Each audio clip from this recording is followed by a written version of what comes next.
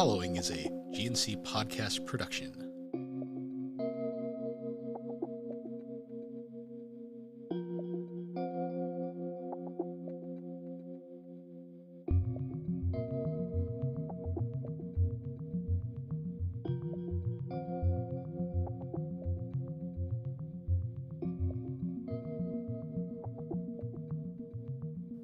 Welcome to Geek Addicts, a pop culture podcast.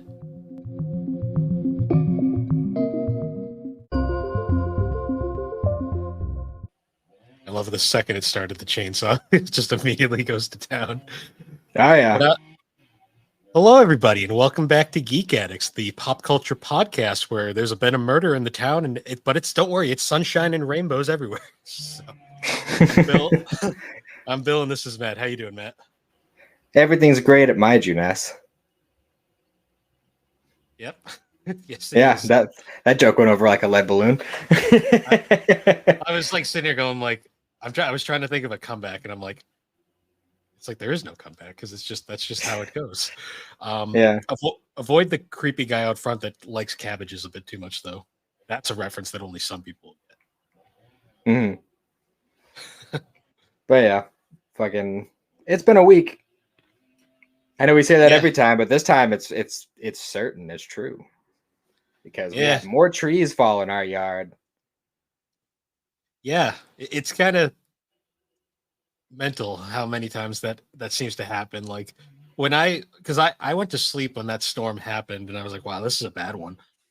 And I woke up the next morning, and like the first thing I see is like Cindy posted a whole bunch of the pictures of just the carnage, and I was like, oh god, not again. Yeah, it was awful. Yeah, because let me give you a brief rundown of the weekend I've had. All right, so like pretty much all last week, Cindy was in like horrible pain because she had a tooth that really needed to come out.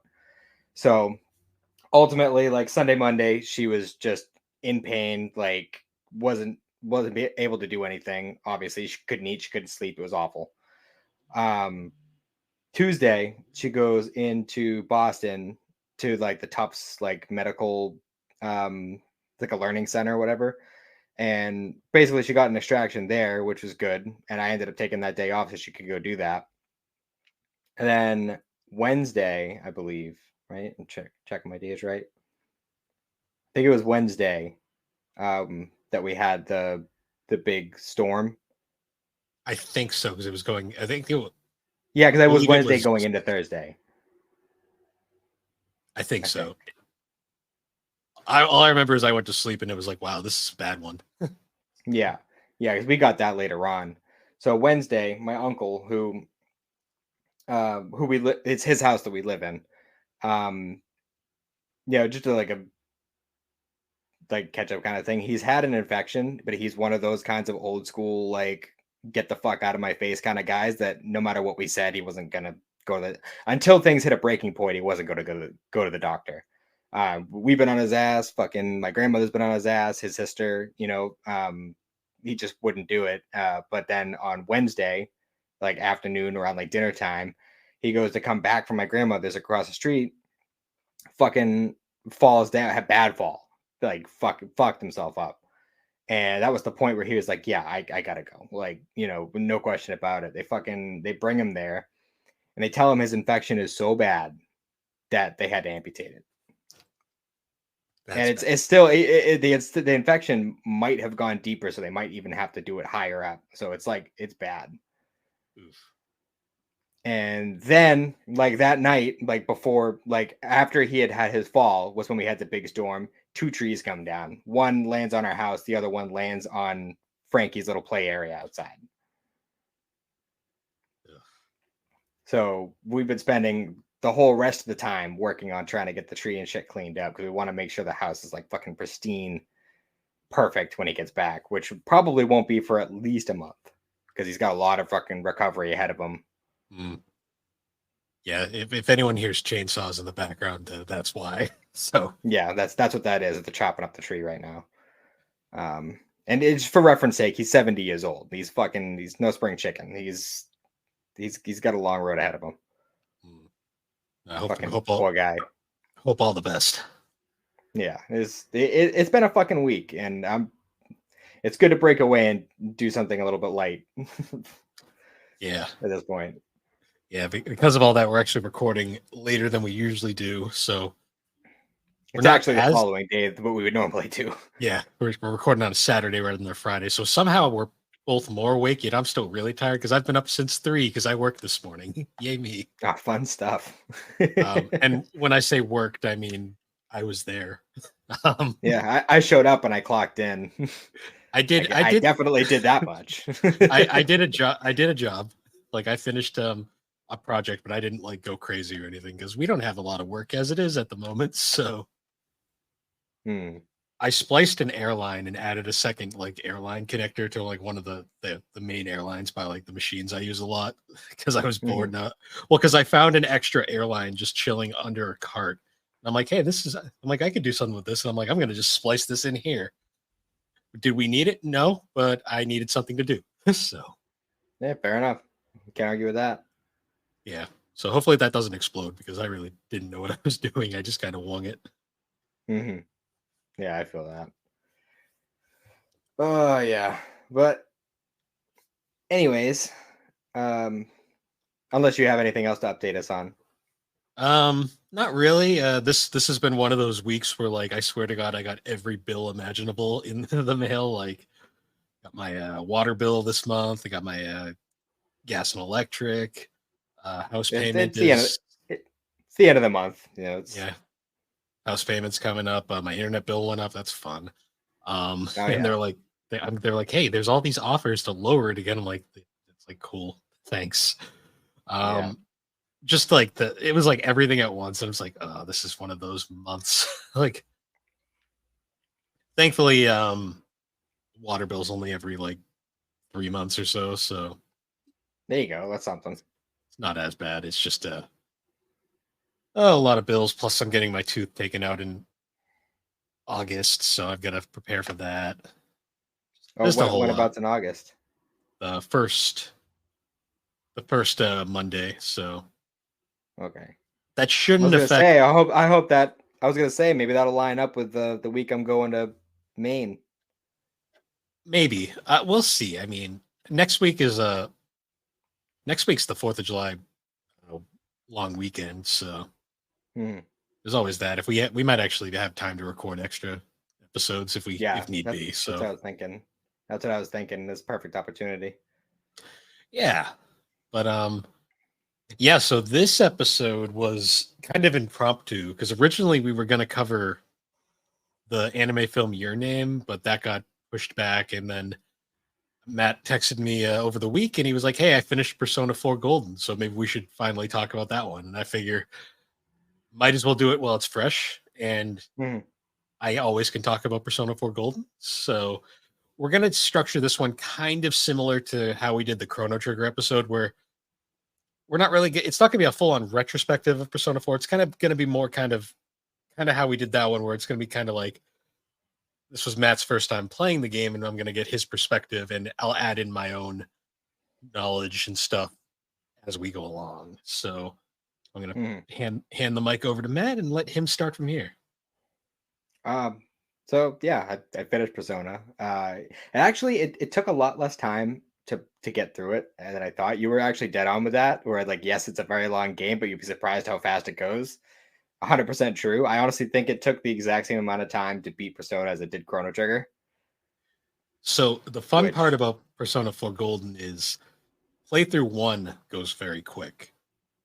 Playthrough 2, that's when things start to stretch a bit, because then you're going to get all these different, because you're going to have max stats, you're going to be able to get all your personas right off the bat, all your money and stuff right off the bat. This is then where like the fun comes in, because then you get to experiment with all the social links. You'll have persona on hand that'll help make those go faster. You'll be able to do all of the bonus stuff like right off the bat. Basically, it gives you a lot more time that you spent early on kind of like faffing about trying to get your stats all maxed out. Yeah. So you'll notice when you eventually do a second playthrough sometime in the future, you'll notice right away that the second playthrough kind of feels longer. Yeah, that's fair. I mean, the days also do go by pretty quickly because unless it's something like specific story stuff going on or you're dungeon crawling, you get like pretty much 2 actions a day, aside from like, going to shops or whatever. Like that doesn't count. But like any sort of like big, like, oh, this is gonna work on this social link, or this is gonna, um, you know, do this job or whatever to get money. And like you don't have to worry about doing stuff to specifically raise your stats or whatever. So Mm. that's already um so that was kind of weird. I thought the amount of personas I could hold would go up higher. I only got like one increase to like 12. Right? Maybe it was 1 to 10 and then 1 to 12. And then it was like, nope, that's just how many you have. Yeah, you're limited there. You can essentially have one persona of almost every arcana, which is Mhm. good because in future playthroughs you want to have high level personas of specific arcanas because it helps raise those social links up. Like, say you have a priestess persona, that'll make the Yukiko social link go faster because you get a boost from the priestess persona in your party. Mhm. I gotcha. Um but no, I mean all in all, like I thoroughly enjoyed the story. It was a great time all the way through. I totally called it, by the way. I texted you and told you that. Yeah. I mean, it was kind of obvious how anytime you mentioned it, I wouldn't say a word. So Yeah. Well, I mean, you kind of clammed up anytime I asked you anything about Persona. So I mean, that was just kind of whatever. But well, this I was pretty sick. Even before they gave us any sort of inkling or clue, I I was will like, nah, before we it's go this goofy forward. guy over here. Before we go forward, spoiler wall. Just for anyone who has not played Persona 4, just put it up now. Uh, before we go too far into this. Yeah, Um, fair enough. so that being said, yeah, Adachi is pretty obvious from the start if you pay really close attention. I mean, everything points to him as like it's like I said before. It's like he's always hanging out at Juness, which is where we do the meetups. It's where we go into the TV. It's where we do all that shit. He has access to, he knows where Dojima lives. He's been there a bunch of times. Fucking, I mean, obviously with the whole thing with Namatame, kind of threw a wrench in things at first, but like, the whole concept of like, a cop goes to your door, you're not going to question it. You're just going Mm. to talk to him. Yeah, you know what I mean? Like everything lined up perfectly before it gave you any sort of like real clue to point to him. Like Well, he fit the bill in all aspects. if you Plus, he's paid, the only social link that only goes to 6. kind of, we'll get into that later. Um, I will say now, there is a major giveaway early on that you won't get at first, but when you play the game again, it's very obvious. You notice when the murder happens right at the start, like the first murder, he runs away and throws up Mhm. because he's like, "Holy fuck, that was me." Yeah. That's a pretty interesting little thing that you only kind of notice. You don't notice right away because it's kind of irrelevant at first, but then on later playthroughs you realize, oh, that makes sense. Mhm. Yeah. It's Um, definitely interesting. And I wasn't expecting like, with a lot of these kinds of convoluted stories and stuff, like I didn't expect to get like a real answer about the Midnight Channel, like what that actually is. And I was really I mean, you have to do like the perfect ending or like the true ending or whatever to get that explanation, but it is there. So that I thought that was hmm. nice. Yeah, basically the Midnight Channel is just a dimension that is essentially fueled by the thoughts of the people. So when people have negative thoughts, it causes chaos and disorder in this world that for some reason the portals to it are televisions. Um, it's a very Which I thought was wacky Japan game. That's all I'll say right off the bat. yeah. And the whole like concept, like it makes sense with the whole like, oh, like everyone's thoughts are tied to like whatever, because everyone's like dungeons for each person like fit their whatever it is that they got inside. And like I was thinking specifically about Nanako's dungeon and how it's heaven, and it's like all Yeah, pretty and flowers and like sunshine and all that. Like it makes sense because but she's it's a little girl, also she's innocent, she's gone through trauma, she lost her mother. Like yep, but it's also somewhat eerie and has kind of a sinister vibe to it at the same time. hmm, Like one thing that a lot of people miss when they play Persona 4 for the first time, and it's understandable because it's not exactly clear, is the dungeons and the shadows, which we'll get into later, are essentially they're kind of like the for the host of said dungeons like internal thoughts that they're keeping suppressed. The thing Hmm. that a lot of people miss though is that in the dungeons they're heavily exaggerated. They're essentially like it's your most inner repressed like feelings if they were taken to an extreme and like exemplified in Right. like reality. Because we'll get into like some of the specifics later, but I know one character later on, Kanji, his dungeon is like the most complicated one that is the hardest to explain. And like there is a bunch of layers to that one, and we'll get into that a little bit later. I just love that Yosuke just doesn't let him live it down just the whole time. Yeah, Yosuke is kind of a dick, but I love him at the same time. Yeah, Um, Kanji was my favorite out of all the dudes. Like he's cool. I like him. I I will say like one of the reasons. So it's no secret, Persona 4 Gold is my favorite game ever, and one of the reasons why I love this game so much is the cast and characters is so likable. Like I love every single character in this game, even the villains. Like Dachi's a piece of shit, but I still love him as a character because he is such an effective character for like what his role in the game is. He kind of has like a Toby situation going on, like from Naruto. Yeah. Like also did you notice kind of the meta funny coincidence that the main character and Adachi share a voice actor? Uh, now that you say that, I definitely. But the main character doesn't really talk, except for when So he said, except for in battle when he yells persona or the name of his persona or whatever. Like that's the only it's time he ever talks. it's not as noticeable in the the main game itself, but in like the anime and like all of the sequels and like adapt like continued media like the Persona 4 Arena fighting game, Dancing All Night, all the spin-offs and stuff.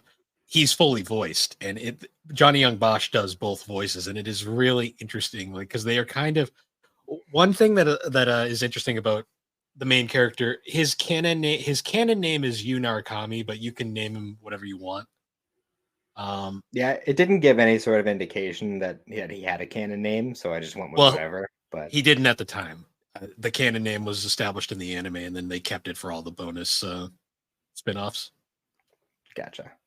But yeah, the character I'm gonna call him Yu just to for consistency's sake. But it's kind of interesting where Yu Narakami and Adachi are essentially they are like the same character but like polar opposites of each other in a lot of ways, Yeah, which is it's interesting when you replay the game and you see a lot of the similarities between them, but also massive differences. for sure. Um, yeah, I was trying. I don't know. There's just so much about this game that I just found really entertaining. So I It know has a huh? I was gonna say it has a phenomenal voice cast. Oh, for sure. I was actually before I go forward. How you mentioned all the spin-off games, are any of those worth putting time into? Like, do they add anything story-wise or character-wise, or is it just like a fun little, hey, here's all these characters back together again? So Persona 4 Arena takes place a couple months or so after, or maybe it's like a year after the events of the not the so this is going to get a little confusing. Persona 4 ends and then there is a bonus epilogue which takes place like I think a good like a full year after the end of the game's events, because the game starts at the beginning of their second year of high school, because Japan only has 3 years of high school rather than four. Mhm. um it starts right at the beginning of the second year, and then it ends right at the end of the second year. Um, the epilogue takes place after they've completed their third year and they are graduated. Okay. So the arena games take place after you leaves Iniba, but before that, the events of that epilogue. I think it's actually during the golden week of their third year of high school. So he comes back to Inaba for Golden Week, and then a bunch of crazy shit happens with the whole Persona 4 Arena thing, because Persona 4 Arena is a fighting game. Um, Okay. Arena Ultimix, the sequel to Arena, takes place directly after Arena, so it's like basically the Arena ends and then you go right into Ultimix. Hmm. Because Ultimix ends with you going back to where his parents live in the city. Um, Dancing All Night, the rhythm game spinoff, that takes place sometime after the events of the arena games, but before the epilogue. And Hmm. it's kind of like it's another little spin-off thing. It's fun enough. I enjoy it. Um, they have stories. The stories are fun if you like the cast of Persona 4, like you get more with them. Hmm. Oh, there's also the Persona Q games on 3DS. Those are essentially Etrian Odyssey games, but they use the Persona world. Okay. Those take place during those are confusing because those take place during the events of 4, but it's like a Oh, weird kind of bubble continuity that happens, and it's like a crossover between Persona 3, 4, and 5. Um, okay. they're good games. I wouldn't recommend playing them unless you're into like dungeon crawlers because they're kind of expensive and they're story wise they really don't add anything. Okay. The arena games I'd say check out just because they're fun fighters and they're pretty harmless. Um, Dancing All Night's also fun just because I enjoy the music, like remixes and stuff, and it does have a fun story. You just if you like rhythm games, go for it. But I guess to answer your question, they're not essential, but they are fun add-ons if you'd like some more Persona 4 cast, basically. Okay. Where does uh where does Blaze Blue fit in there? Because I know that the four main ones are in that. I think that's non-canon. Okay. I Is think there that's are they involved in the story of that, or are they just characters you could play as? I Because I think have the game, I just never bothered with the story. I just only played like multiplayer. I think the Blaze Blue cross tag tournament thing is just a. I'm not sure that's canon, honestly, because I haven't played the story either. To be honest on that. Fair enough. I was thinking about doing it at some point. Hmm. I don't know. I got a bunch of games that I started a while ago that I want to beat those before I jump into something new. So I think Arena Ultimix is on Switch as well. I'm not sure if Arena One is though, so that mhm. might be a little confusing story wise. So you say that you generally always go for Yukiko, correct? Yes. um yeah, I went for Chie. I also kind of like locked myself into that like early before I had like met any of the other girls. Well, Um Chie is the first girl that. Well, technically the second girl if you count Mary, but the first real girl that matters. mhm. Um.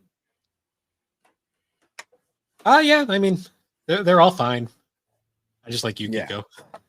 Well, I mean technically I ended up dating Chie, Yukiko, and what the hell's her name?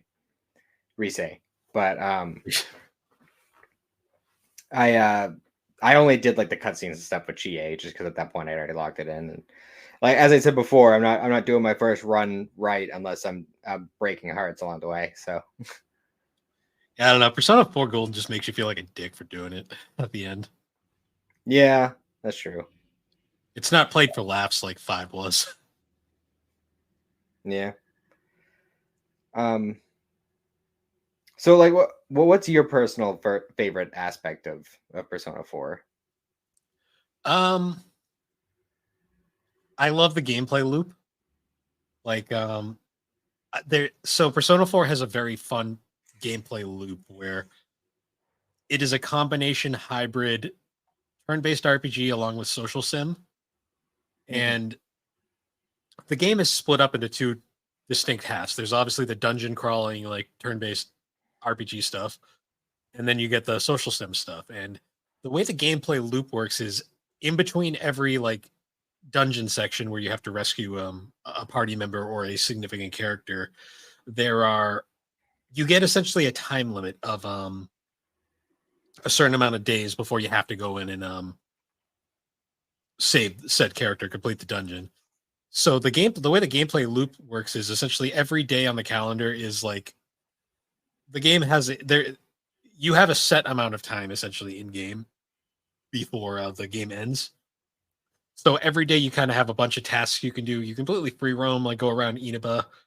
It's a very small kind of overworld town, so it's not hard. It's very easy to like not get lost. Like you can find everything pretty easily, and you essentially go through your days. You get it, build up stats, improve relationships, which then help you in battle. And then you'll go and do Mhm. your dungeon stuff, and then the loop will reset, and you'll go back to social stuff. And it's just a very quick loop, and there's always something happening. Like in Inaba, like there's say one day you'll run into say this character or another character. Certain social links then unlock other social links. Like say there's the Death Arcana. It's an elder woman that you'll encounter. I believe that to unlock her social link, you have to do the Devil Arcana, which is the nurse, because there's a bit of overlap there. Um, yeah, it's kind of cool. Like there's specific like just the way the whole game works together and like everything kind of connects. And every playthrough is different. That's kind of my favorite part about it. Mhm. For sure. Um, yeah, I was trying to bring it up just because we didn't. I forgot to mention it a week or two ago. But the beauty pageant, Yes, that was interesting because there was a regular beauty pageant with all the female characters, and then there was also a cross-dressing pageant yes. with all the male characters. And the only reason they get entered in is because the Yosuke entered all the girls without their consent. So then they decide to enter all the boys as a revenge, and they end up being Yep. the only guys in the drag competition. Hmm. Um, I will say just a little forward note. This game is very Japan, and Japan obviously has very different standards than America. So some things in this game may be a little off-putting, but it's different cultures, so we kind of have to move past that. It was also a PS2 game, so you also got to think like early mid two True. thousands. I mean, they're still doing it in fives, so and in five, obviously, they're even more blatant at times. When did five Uh, come out? to 2017. Oh, okay, so it's still fairly recent. Yeah, for the most part. I mean, 7 years. That's still pretty new. 7 years. Uh, where Persona 4 came out in '08, by the way, just to gonna put that one out there. Oh, Um, okay, a very but yeah, late PS2 game. um, Yeah, the drag competition though is interesting. It's honestly more entertaining in the anime because they play it up for laughs even more. But this is the original Persona 4 anime, correct? yes, the golden anime is pointless. Like I wouldn't bother even going I'm with that probably one. still gonna watch it just because at this point I like the story and the characters, so if I can jump into that world for a little longer, I will. But it's a shame that it's more difficult to find the original one. It's at least encouraging to know that you have it on DVD, so the next time you and I hang out, we can watch it. But Yeah. um, yeah, Um, what's funny about that whole beauty pageant event is though it literally like adds nothing to the story. It literally just kind of happens.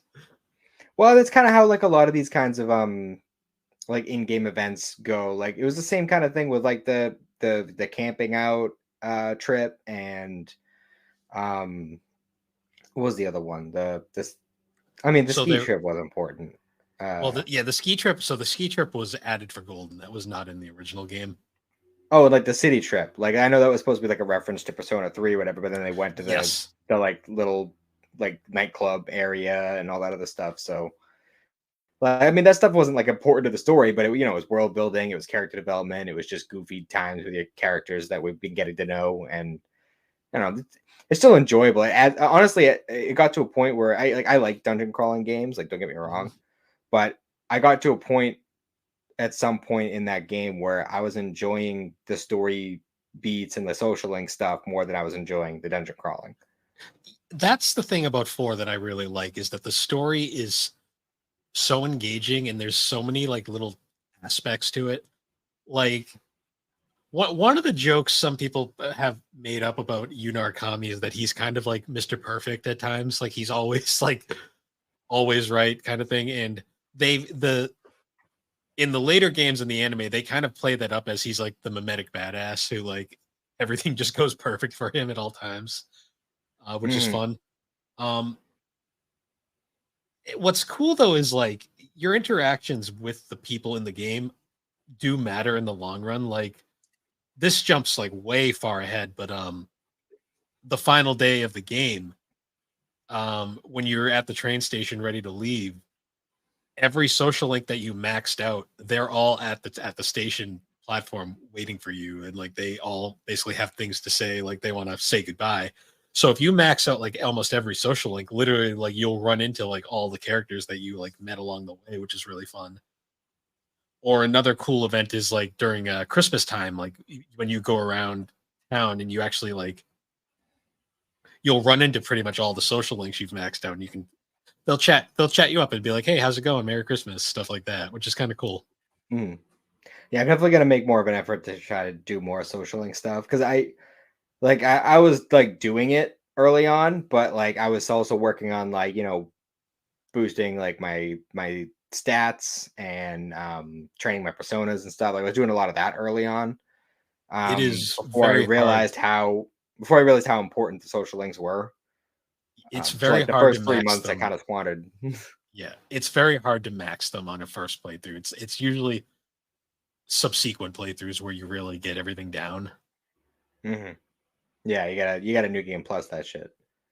Yeah, New Game Plus is my favorite aspect of this like game because you it basically it makes the replays almost infinite because you there's so many different things you can do. Like there's also like different so some of the social links have different chains too that you can follow.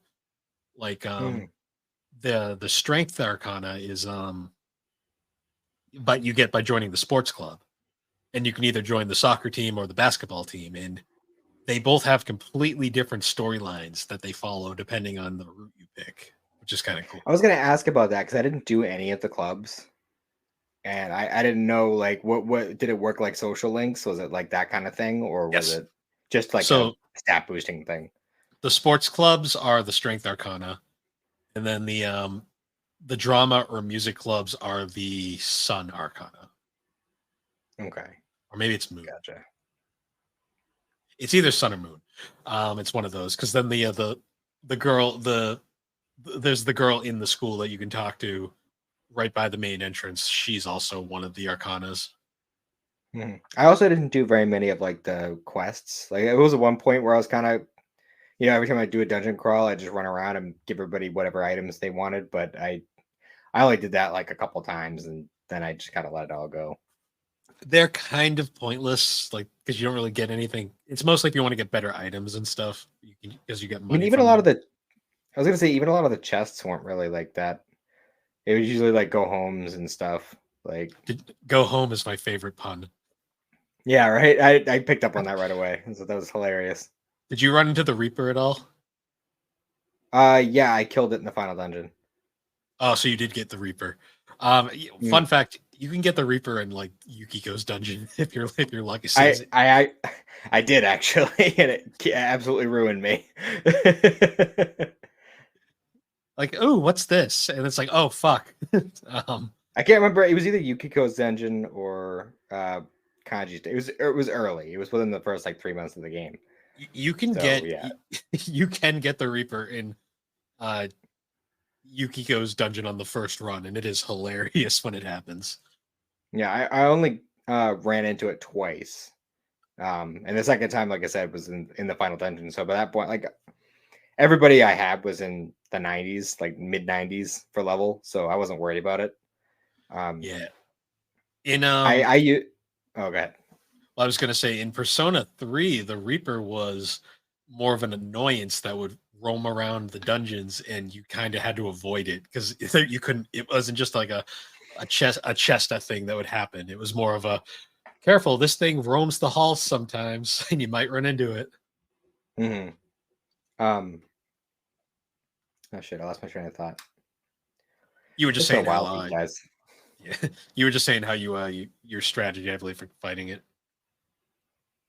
Oh no, I was just saying like the how it when you bump it in the chest, it'll be like, oh, are you sure? Are you sure you want to fight it? It's pretty tough. Well, so either Teddy or later Yeah. Rise will basically be like, "Don't open this chest; it is dangerous," and you're like, "But I'm gonna do it anyways." Hmm. Yep. Speaking of that, There's something cool in there. I know it. who did you prefer as your navigator, Teddy or Rise? Oh, Rise, 100%. What, you didn't like bear puns? Well, I don't. I didn't mind the bear puns at all. She just has way more like abilities that help Yeah, out. okay, Like she'll okay, just randomly heal you, or she'll randomly restore your SP, or to be like, oh, here's an attack boost, here's a defense boost. Like that was just useful. yeah, okay, Teddy was just kind of like goofy. yeah, Which is fine. I have no problem with goofy characters in games, but it's not really helpful in a dungeon situation. yeah, yeah. Yeah, Rise is definitely the better navigator, just because persona is literally designed for it. Um, Yeah. What the fuck is up with the telescope head? Like that, and when it gets its final form and its head is literally just a giant ass fucking telescope. Telescope with the fucking solar system floating around it. For I real. don't know.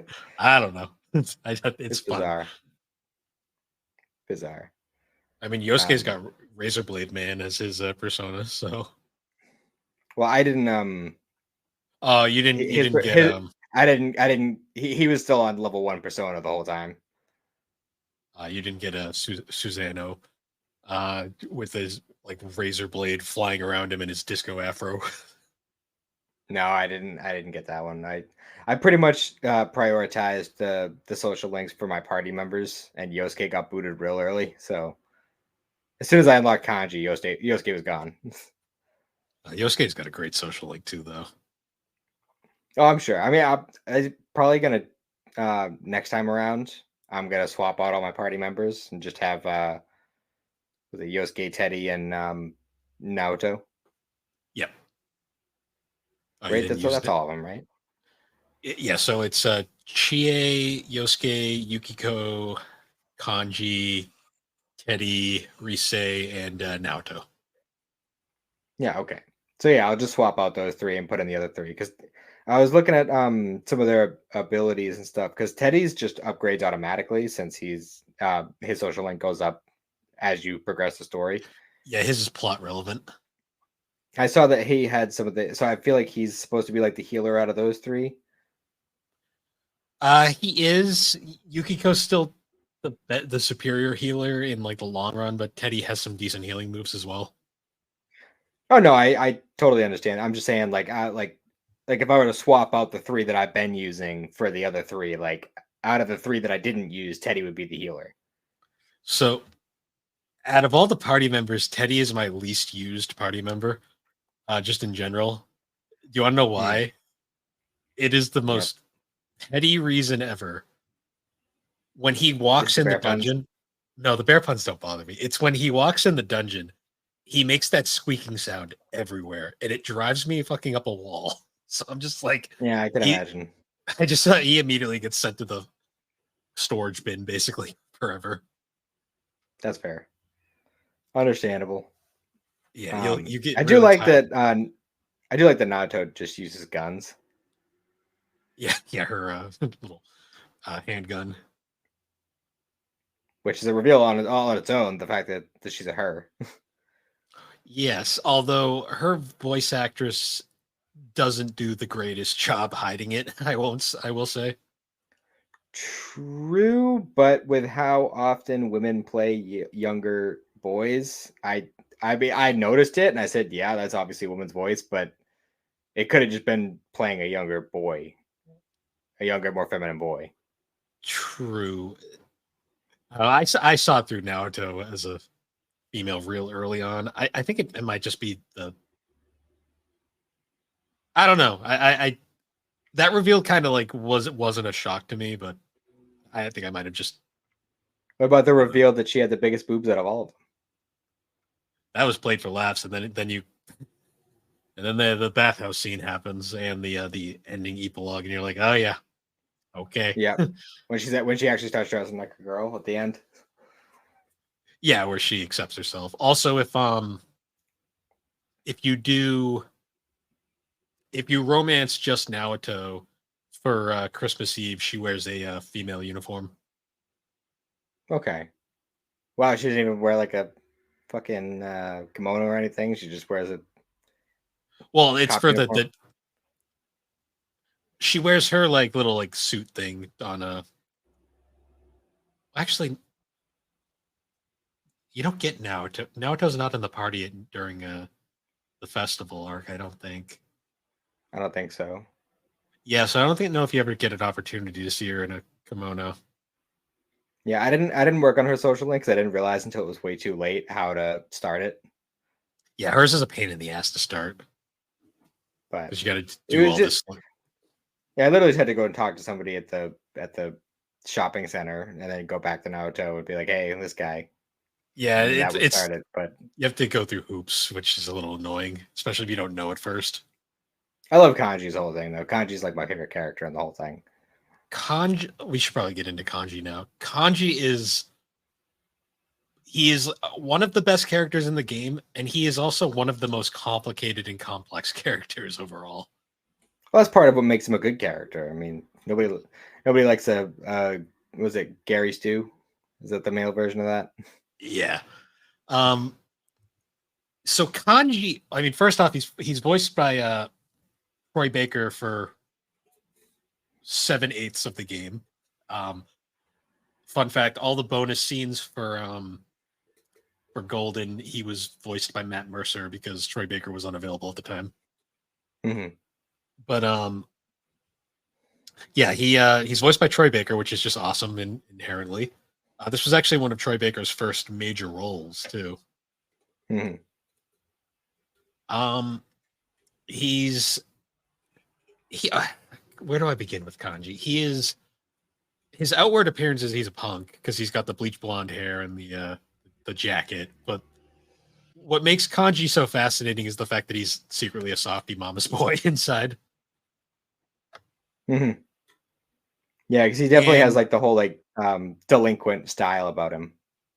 yeah, and to me, like what I find the most interesting about Kanji is there's a bit of a the game kind of like throws you for a loop with him at first because one of his intro, one of his big introduction like character moments is when you're trying to find information on him for his because he's the next target for the TV world. Because the way that works is basically they watch the Midnight Channel, which is like this weird channel that shows like it shows weird shit on TV essentially before they get murdered. And basically, Like, whenever a character appears on the channel, it's because they were on TV previously or something like that. It's weird how it works, hmm.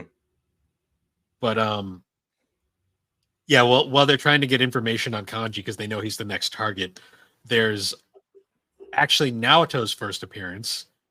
Um, at this point, we still think she's a he, and she's trying to get intel on Kanji as well. But her because she's kind of not great with speaking to people, basically, because she's kind of sheltered. She kind of makes Kanji think it's a date. And Kanji is confused because he thinks she's a he at the time, which sends his brain through this whole weird thing where he's not sure what's going on. And then because he's also into more cutesy feminine stuff, like sewing and like knitting and all that fun stuff.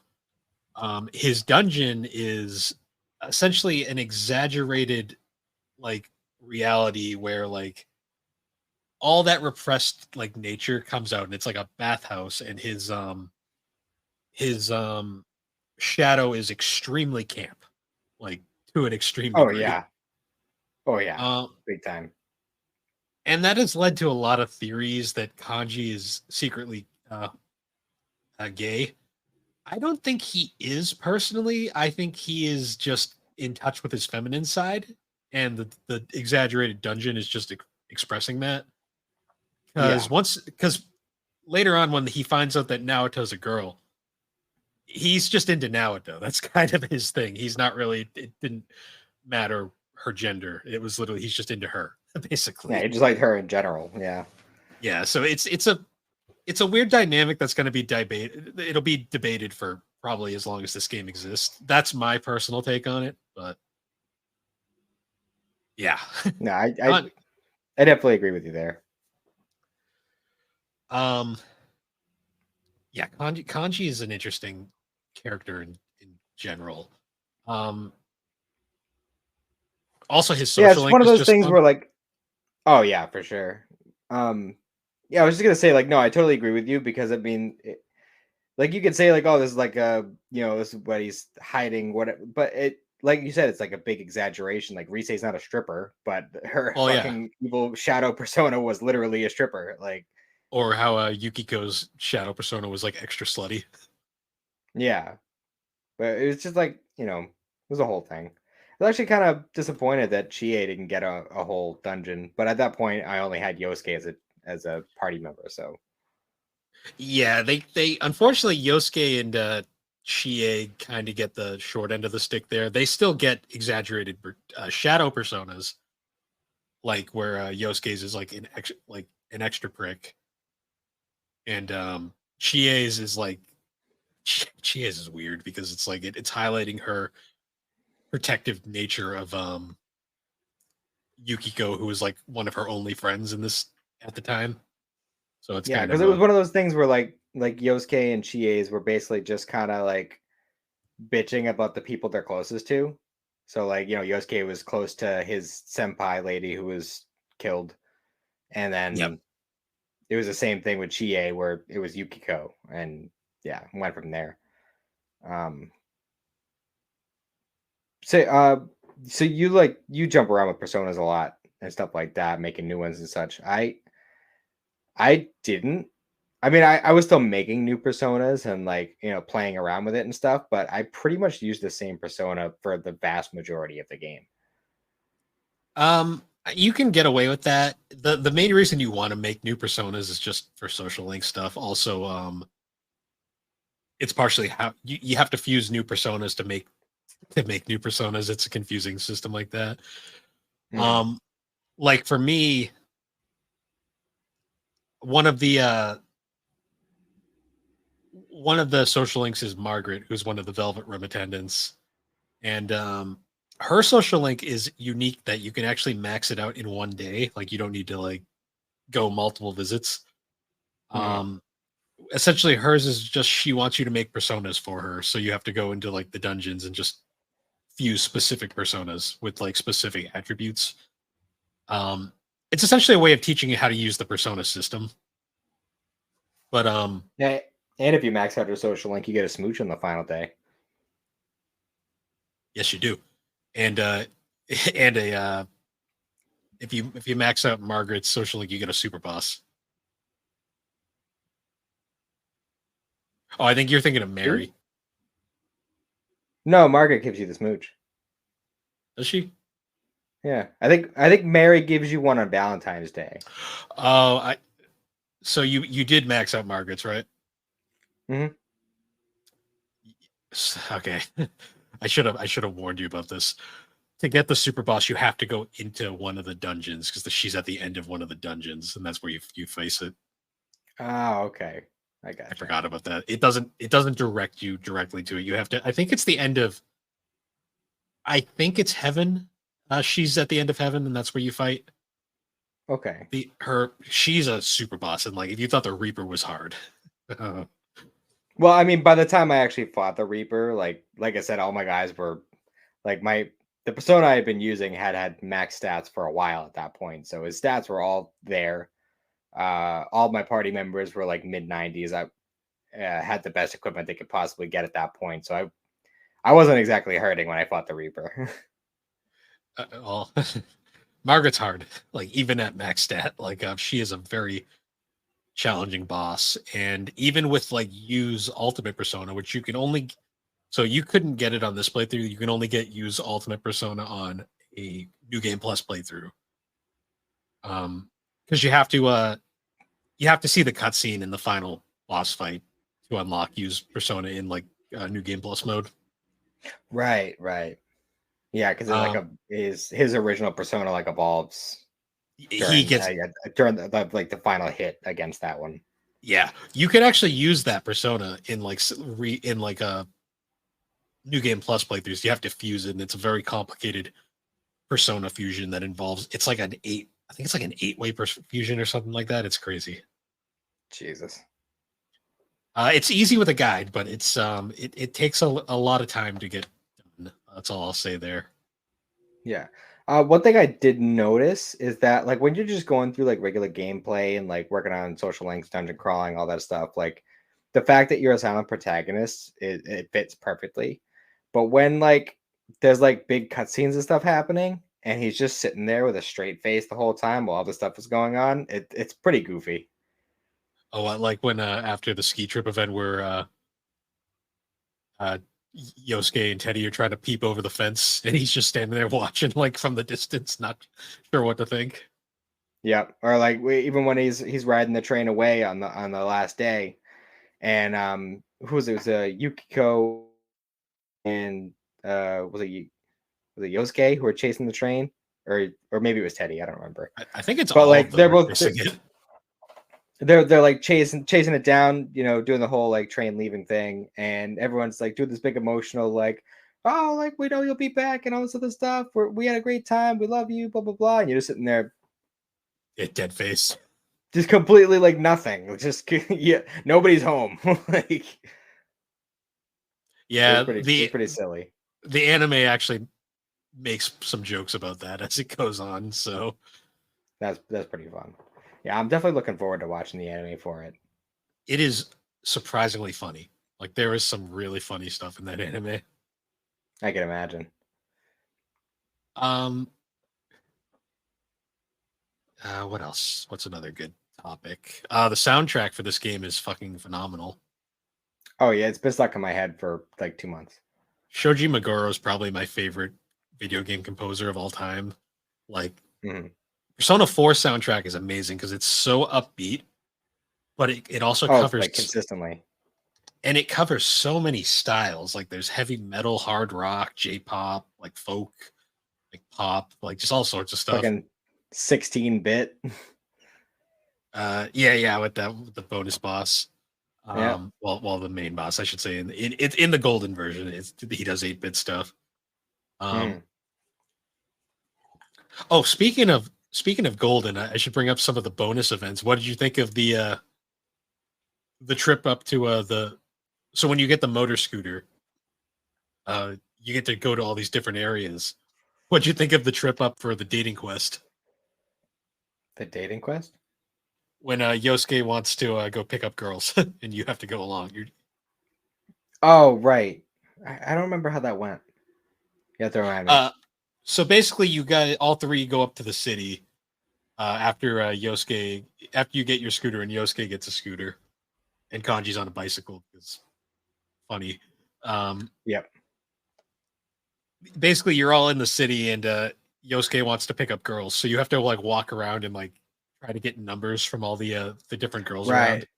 And Mhm. my favorite is one of them is like this like kind of like activist girl who's like protesting something, and like you'll start like joining her in her protest, and then like eventually you'll realize this is going nowhere and you just leave. Um, then like you get like a couple numbers and stuff, and like one of my favorites is like you call the number and it's like some guy, it's like it was like some guy's wife and he like threatens you over the phone. I think I Um, remember that. Yeah. Kanji picked up a hooker. um and then Yosuke got pranked and got the stereotypical overweight girl her number, and she flattens his motorcycle. Oh, right. Forgot about and that. he dies inside. It's about right. But then you Uh, get I, access. Oh, go on. okay.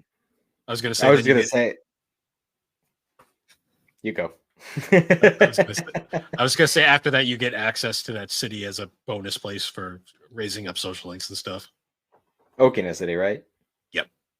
Yeah. Yeah, because I was saying, I don't think you ever get to go back to that other city that you did the field trip on. No, because that's on an island, I believe. Hmm.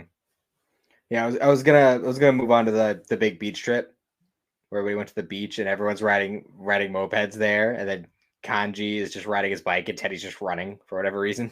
No, he's on roller skates. Was he on roller skates? Yeah, he had roller skates because during one of the group meetings, like they were talking about how they were going to get there, and then Yukiko thinks it's really funny that it would be hilarious if Teddy got there on roller skates. Mm. So he just went along with it because he wanted to score with Yukiko. Yes, Teddy never scores with All right. Yukiko. Never scores with anyone. He even tries to score with Nanako. Yeah, that was weird.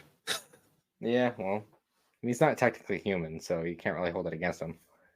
Well, he grows a body though out of thin air. Yeah, that was see, that's something that's never really explained. Well, Teddy is a bit of a conundrum himself because he's essentially a shadow that grew a personality and then gained a persona, which then caused him to gain his own conscious life. Some weird shit like that. Yeah, it was really bizarre. Um, but yeah, the beach thing was fun. Oh I yeah, think where it's one of the really Kanji like big events. Kanji loses Hmm? his speedo. Yep. Yeah, the fucking speedo. Always has to be one, right? The girls walk over. They're like, "Well, my favorite part is when Teddy when he walks out of the ocean. He's holding Teddy like a surfboard, and it's like covering his you know." And the whole time, like Yeah. Teddy's like freaking out there while they're like trying to figure out what to do. And so they cover it with seaweed. And of course, the girls walk over and they're like, "The fuck are you doing?" And they're like, "We're just recreating the birth of Venus." And then Oh they Jesus. actually that scene has one of my favorite lines in the entire series where well, actually no, this didn't happen at the beach event. This happened during the school camping trip. My wires got crossed. During the school camping trip, there's a point where they're going to go bathe in the river. And Mm. the girls are like, "Oh, we forgot our swimsuits. We can't do that." And then Yosuke just pulls swimsuits out of his hammer space, and he's like, "Don't worry, I came prepared." And the girls are just like, "Dude, that's so messed up in so many levels." But We it's one know of my how like girl crazy and I was gonna say like how girl crazy and shit he is. I'm surprised he didn't suggest skinny dipping. yeah, honestly. Um, it's kind of funny though, like the the anime plays that scene up a whole lot more, but yeah, there's a I'm lot sure. of I'm like sure it probably plays up the spot or not the spot, the fucking hot spring stuff too. yeah, not as much as you'd think though. Honestly, it's about on par with the anime. The only difference is in the game they're wearing towels for censorship. In the anime, not so much. That's surprising. I would have thought that because you know like the hot springs trip. That's always that's a big anime trope that's in like every slice of life ever. I mean, they play it up, but it's about the same on the as the game. Like where the girls, like one of the funniest things about the hot springs thing is like the girls kind of screw it up and they go in during the males bathing hours by accident. So then the guys show up and Mhm. the girls are like calling them perverts like usual, and they start just hucking like uh, wash baskets at them, which is hilarious. Mhm. And you get a couple options. You can either like run away or try to talk it out, or my favorite is stand your ground. And basically all stand your ground does is you continue to get pelted with baskets until finally you all just give and run away. And then the girls Yeah, realize they screwed up the times. we retreated. We were like, nope, we're not dealing with that. Oh, I always stand my ground because I just think it's funny just to watch them get pelted for a few more minutes. Yeah. Um. Uh, So out of like all like the side social links, which one do you like the most? Side social links. So there's a good Like amount. ones that aren't party members or either of the Dojimas. Um, I won't count Mary either because hers is kind of special as well. Um, I enjoy the sports club ones, particularly the if you do the basketball team, because his story is pretty interesting. Mhm. Um, Honestly, the Devil Arcana is surprisingly deeper than it seems. That's the nurse on Mhm. that you can work during your night job. Um, that one's pretty deep. There's one where like you tutor like a an elementary student, a Mhm. middle schooler, I think actually. That one's got a cool out resolution. What's another good one? Oh, the Hanged Man Arcana. That is the younger brother of the girl that gets murdered at the start of the game. The one, Right. I bumped into him, and I think like I got to the point where he wasn't telling me to go fuck myself, but yeah. it never like developed past that. I didn't even see him after that. So his is annoying because he has a tendency to just like if you miss his start day, because you need to have a certain amount of stats, I believe, to start his. If you It's miss like his understanding or something. yeah, if you miss his start date, he like doesn't appear for a while, and it's like you have to wait till much later in the game, and you can Mm. miss a lot. You can easily miss his social link.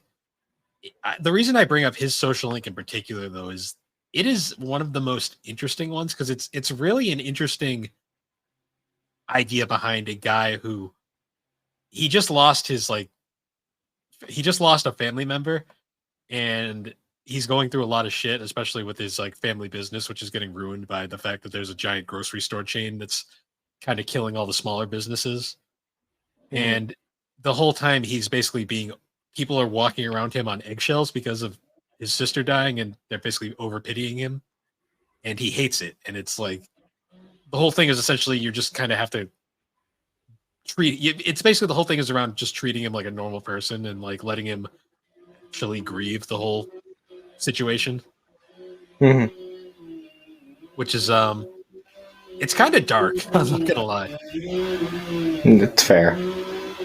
One thing I will say is I thought it was really interesting how all the personas are based off of tarot cards, like for like the different Mm, arcana types. yes, And I thought that was really interesting because that's almost exactly the way stands are introduced in JoJo's Bizarre Adventure there is a because lot they're of all based off of parallels. tarot cards, and I like stands are pretty much exactly the same thing as personas. I believe Persona was heavily inspired by JoJo's Bizarre Adventure. Makes sense. So Persona is a spin-off of Shin Megami Tensei, right? Yes, Does Shin it's Megami Tensei do similar things, or are they like, actually like superpowered kids or whatever? um so they're similar to a degree. Rather than having personas in Shin Megami Tensei, you instead recruit demons. Okay, it's interesting. Um, Apologies for the chainsaw in the background, everybody. Yeah, they're chopping up the tree outside. Um, yeah, in Shin Megami Tensei though, it's more it's not so much like the big difference between Persona and Shin Megami Tensei is Persona is very kind of real world inspired, like it's more down to earth in like a school setting. Okay. Yeah. The Shin Megami Tensei games tend to be a bit darker and more fantastical at times, but they also feature real world stuff. Um, Hmm. the big difference though is rather than having personas that you recruit demons into your party. But like at its core, it's essentially the same thing. It's an external being that's doing this crazy stuff for you. Kinda. The also the social aspect is much less. It is a lot lesser in the mainline Shin Megami Tensei games. Hmm. Because I mean, Persona 1 and 2 are also significantly different from 3 onward. Like they were a lot more Shin Megami Tensei esque than Yeah, what Persona became. I gotcha. Ooh, excuse me. A little tired. So I have to ask so after the Namatame reveal, did you screw up the first time, or did you make the right choices on your first confrontation? Whether or not to shove him in the TV, Yeah. I did not do that. But I also kind of cheated a little bit because um, I think that was one of the decisions you had to make that would lead into the um. 'Cause I remember, I think at the beginning of that whole thing, it said, "Be careful, your choices matter," or whatever. Yeah, it gives you a save option before that section. Yeah, so when that happened, I was like, "All right," because I wanted to make sure I got the real ending, like the full complete, because I wanted to know like the whole story. I didn't want to miss anything. Um, Okay. so I knew going into it that I had a specific way I needed to do it, and I'm sure even without looking it up, I probably would have gone into the assumption that sparing him is the correct thing to do. But Yeah. So excuse me. So big spoiler here, even though we've already put the spoiler warning. After you go to Nanako's dungeon and you face off against Namatame, who is Namatame is interesting because he is introduced right at the start of the game, and he throughout the game he's just kind of a background element that isn't major to the story. And then you find out, oh wait, he's the actual guy that's been throwing everybody in the TV. hmm, since starting with Yukiko Yeah. specifically. Well, because we find out later Adachi is the one that put it into his mind that that's how he should go forward with his mission. Hmm. Um, and essentially, what happens is you face off against him in heaven, and he ends up having a mental breakdown in there. And essentially, once you pull him out of the TV, he's in the hospital, but also Nanako's in the hospital because going into the TV world kind of takes a lot out of you, especially if Hmm. you're a especially if you're a young child who doesn't have a persona. It can actually be almost deadly. Yeah, because there's a bad route where Nanako dies because of it. Correct. So Nanako, so this is the biggest gut wrenching part of this game is where Nanako temporarily dies during a scene here, and the game. Apologies.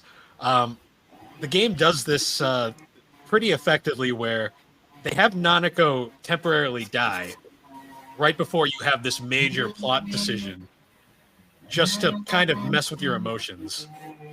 Hmm. So what happens? One moment. We're going to be fighting this chainsaw for a minute here.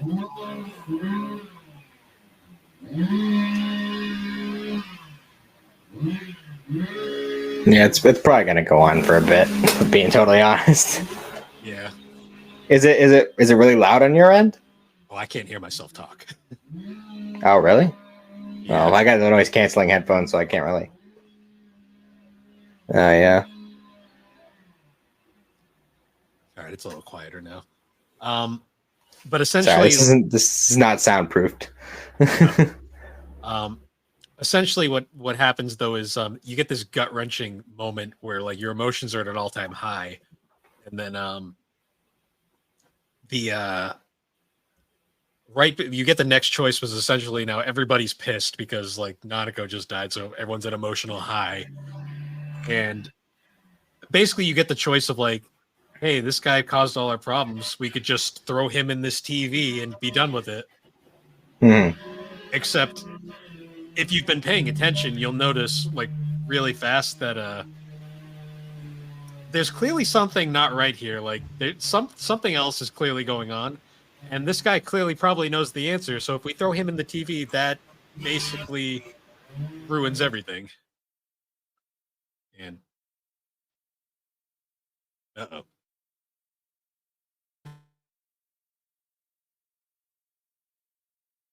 think we lost Matt. Oh, There you are. okay, he's back. Yeah. You would froze there for a minute. Yeah, so did you.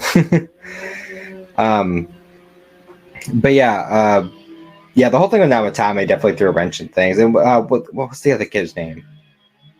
Oh, Michio Kubo, I believe his name is. Yeah, that guy. He killed Mr. Moron there. Yeah, the bucktooth guy, Mm. who somehow isn't as bad as his replacement. Which, he's somehow better than his replacement, which is hilarious. But Kashiwagi. yeah, she's annoying on so many levels. Yeah, for real. Like when what's Rise comes to town and she's like, oh, I don't care. I don't know why anybody cares about her. Like she should like more experienced girls like me, and just stuff that a teacher shouldn't be saying to her students. For real. But yeah, going back to the TV segment, if you do throw Namatame into the TV, the game essentially ends right there. It cuts right to the end of the year. The town is still covered in fog, and Nanako stays dead, and you basically leave on the saddest ending possible. Mm. What's really fun though is right after that scene, if you make the right choice and don't throw him in the TV, you can still get locked into another bad ending, like immediately right after, if you make another choice wrong. Which one was that? I know I had it in front of me before, but I didn't actually read what happened in that ending. So what happens next is then, so you spare his life, but say you don't understand why you spared his life. You have to essentially talk Yosuke down into basically being like, we need more information, essentially. And that something doesn't add up.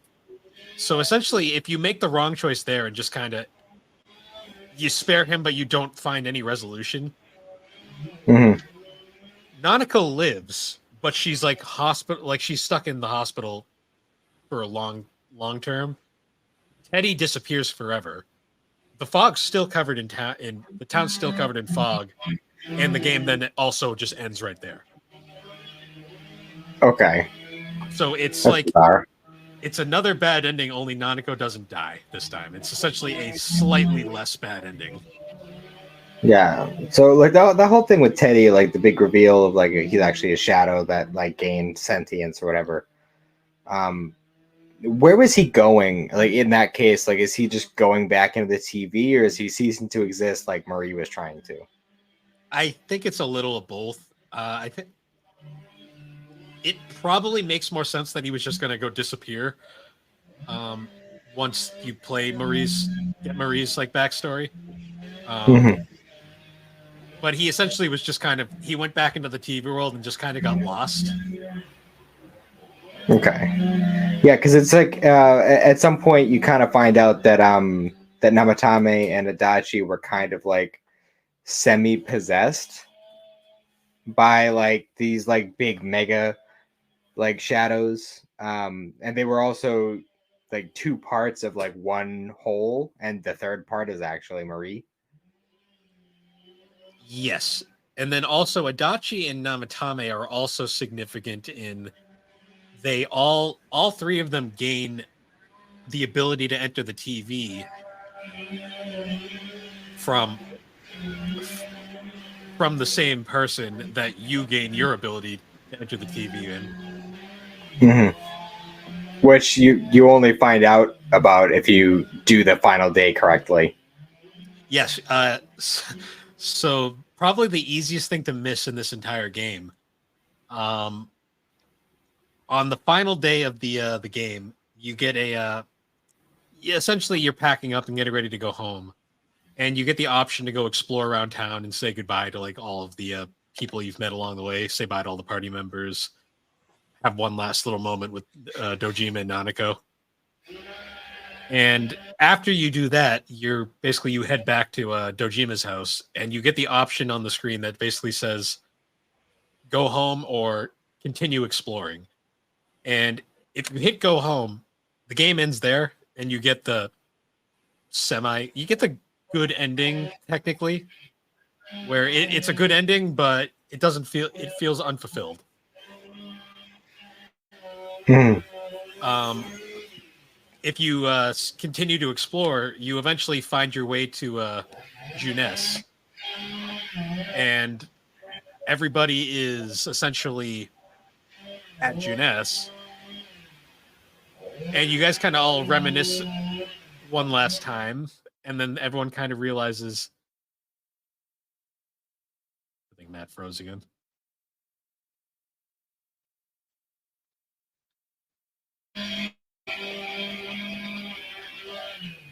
You there?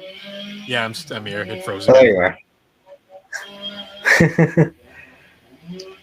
It's like it can't handle all the noise or something. I don't know. So it also could be like that multiple people because my grandmother's sister is also here and they're like trying to work out a bunch of so like it could just be multiple people on the Wi-Fi slowing it Gotcha. down. Gotcha. But what I was saying before is you go to Juness and everybody's there and you all kind of reminisce about all the stuff that happened, and then everyone kind of realizes, wait a minute, something doesn't quite add up, and then it kind of hits on everyone. There has to be some greater scope to this entire thing.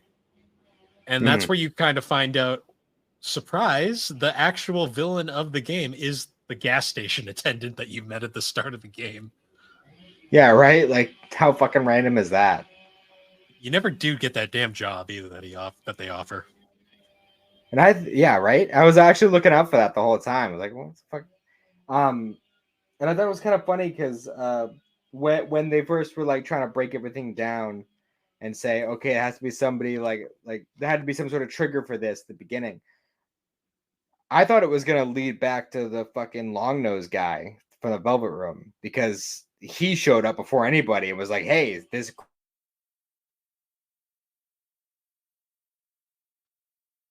Oh boy. Sorry, sorry, folks. He's This is there. There you are. um I know that he's like kind of a staple in all the Persona games, Yes, from what I understand. yes. So I didn't think necessarily he was like the main driving, but I thought maybe he was like the reason why you was able to enter the TV from the beginning without dealing with the whole shadow part. But so No. that for that aspect of it, it was really surprising that it ended up being the gas station attendant. So what's fun is this is something that's very easy to miss, but occasionally when you're exploring around Inaba, the gas station attendant will just be standing there and you can chat with them every now and then. And if you Mm-hmm. actually look at their dialogue, it kind of hints that they know more than they're letting on, but you kind of overthink it at first because you're like, oh, this is just some random NPC that doesn't do anything. Mm-hmm. Yeah, Yeah, it was. I don't know. Just overall, it was a very enjoyable game. I had a lot of fun with it. At some point, I will. Well, both eventually do a second playthrough on New Game Plus, and at some point or another, I will get around to playing 5 Royal and probably 3 Reload as well. they're worth it. When did 3 originally come out? 2006 or maybe seven. Well, Actually, I there think was only six. like so there's only a couple of years separated between 3 and 4, huh? So there wasn't a lot. So one came out in the 90s, and then I believe like two came out in like 2000. Then there was a big gap between two and three. Three came out in '06, and then four was a couple years later in 2008. Then there's another giant gap between four and then five. Mm-hmm. A lot of that I think Yeah. had to do with like they were building a new engine because like three and four run off the same engine, and then they had to basically build a brand new engine from scratch for five. So So I did want to ask because the way the whole Persona aspect of it works is going into the TV in Persona 4. How does the Persona work? Like Personas work in other games? Is it still like going into the TV, or is it like a totally different thing? so the TV only exists in the four universe. Well, they're all in the same universe technically just in 4, the TV world is where things are going crazy. In 3, it is an extra hour at the end of every day called the midnight hour, I think. Mm, Where there's just a 1 hour where the world goes wacky and like there's shadows everywhere. okay. In 5, it's a phone app. All right. That's interesting. Yeah, it's basically the same thing, just a different source point on how they get there. Same result, different medium kind of thing. Yeah, it's 5's is pretty interesting how they handle it. 3 I have issues with just because 3 is a bit more restrictive at times. I gotcha. Well, at some point, I mean, they did just release a remake for 3. I believe that So remake fixes all of my problems with the original. So I'll probably end up picking that up for PS5 at some point in the future. Probably won't be anytime soon. Uh, I mean, part of the reason I was able to get through Persona 4 as quickly as I did is because it's playable handheld. yeah, I mean, So technically you can play 5 Royal on the Switch, so that is an option. yeah, that's probably how I'm going to get that one. For the 3 is going to be a little bit more uh, difficult, or not difficult, but it's going to take longer to get through that one, either one way or the other, because I'm Yeah. locked on a console. Um, Having a game on handheld makes all the difference for me with the limited amount of time that I have to play video games. Having the versatility of a handheld, I'm going to be able to get through those games a lot quicker than a game where I'm locked on a console. Look at that, a doubt. Yeah. Just because I don't have as many opportunities to sit down and take over the TV in the living room and do that, you know. Yeah, that's understandable. Um, but yeah, overall, I think this is probably one of the best games I played this year, which is saying something because I really enjoyed Chrono Trigger. Um, I have been going back, like I said, I'm probably gonna hold off on starting a new game until I beat some of the games that I already have started from early in the Mhm. year. Like I only have a few levels left of Yu Yu Hakusho Tactics, which I started way back when we did the Yu Yu Hakusho episode. Yep. Um, I only have a few levels left of that, so I'll probably finish that off maybe tonight. We'll see what happens whenever we stop doing stuff. Um, as I have Lord of the Rings Tactics, I got to finish up, which I think was also pretty close on. Shin Budokai, Legacy Goku 2. I have a few other games that I either got most of the way through or just barely started. I got to finish Fractured Butthole too. Yeah. I love that name. So I mean, Uh, I have plenty of stuff to keep me busy now, but most of it I don't have too much time left on, so I'll be able to bang out a bunch of them in quick succession. yeah. No, it's After that, definitely worth it. yeah. After that, I'm probably just gonna do like a.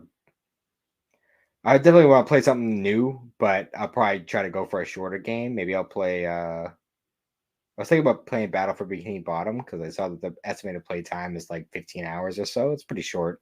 Yeah, it's not a So huge game. I thought that would be like a fun little like in between game between like big long RPGs, you know. Yeah. That's a good one too for kids. Like that's a very easy to get into, like old school kind of game. Mhm. Um, yeah. So are we gonna try to do your name next or We could do that, yeah. Yeah, we'll be able to make that work for sure. okay. I'm kind of in an anime kind of binge mode right now, so I've been trying to catch up on a bunch of shows. So Hmm. I might rewatch your name at some point this week before we record. I'm not sure when we'll record yet because we have a good amount of time to do stuff next Yeah, week. So yeah, we'll because you try to. mentioned yeah, I was gonna say you mentioned in the last 3DO episode that you were trying to build up your animes watched for the year because you don't want to have to you don't want to pull a me and have the least amount of shows like last year. Yeah, I mean my list wasn't that great last year either. I'm not gonna lie. It was more than I had, and I watched a lot of anime for me last year. I watched like 20 shows and a handful of movies last year, which was big for me. I was gonna say it's short enough. You could throw. I'd love it if you had Bakano on your list when we get to the year wrap up. I'll try. I got a few I gotta do for commitments first. I just finished Zom 100, so you'll be hearing about that in a couple weeks on GNC, or maybe a certain series is coming back. Mhm. Um, but yeah, I've got a few on my bucket list I want to get through. I want to knock out a bunch of 12ers, so I might actually try to. I might try to knock Bakano out pretty soon. Yeah, but if Slade's on the next year wrap up, he's gonna give you shit if you haven't watched Attack on Titan yet. Oh, I'm already expecting it, so I'm not making any promises on that. I'm just gonna say now because the way the Fair. year's been going. I'm just saying, like with it's just like Full Metal, where once you get in it, like you're gonna want to like sit and make time for it. So Yeah. See, Full Metal was a different timing though. Now it's like it's harder to sit down and watch. that's fair. But yeah, so once again, guys, thanks for joining us on Geek Addicts. You can find Geek Addicts on all the major podcasting platforms, particularly Apple Podcasts and Spotify. You can also find us over at superpodnetwork.com, along with a whole bunch of other different podcasting shows you should check out, like Superpod Saga, Super Ghost Radio, Retro Rehab, Novel Console, Gaming Together, um, The Elder Trolls, Friday Night Gamecast, Fine Time, Tommy's Road Adventure. I'm sorry, Tommy, I forget what your show's called. Um, I think I got everybody. Remember 64? Remember 60. How could I forget Dave? Damn it. Remember 64. Basically, it's an awesome group of content creators over there. We're working on a bunch of stuff, hopefully getting some blogs out, doing some more live streams and everything. Be sure to check them out. And you can also find in every episode, you can find all of our links at linktree/LeVarru Games. And you can join our Discord community if you want to see some random nonsense every now and then. And with that, everybody, we will see you all later. Have a good one.